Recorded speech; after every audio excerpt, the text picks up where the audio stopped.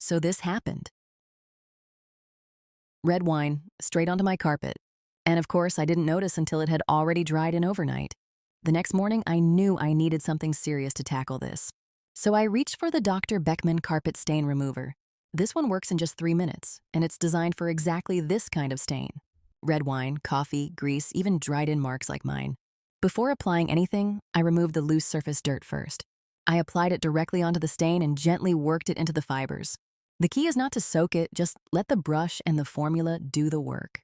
I left it to work for 3 minutes, exactly as instructed.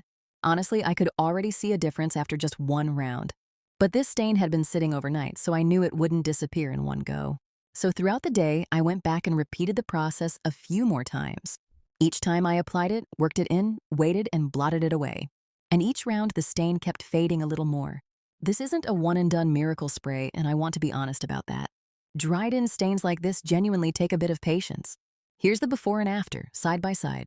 I'll be completely honest with you, it didn't remove the stain 100%. You can still see a very faint trace if you look closely. But considering this was a fully dried-in red wine stain, this is a huge improvement. If you're dealing with stubborn stains like this at home, this one is genuinely worth having on hand. And if anyone knows me personally, they know that I am obsessed with fresh linen scents. So this was an absolute bonus.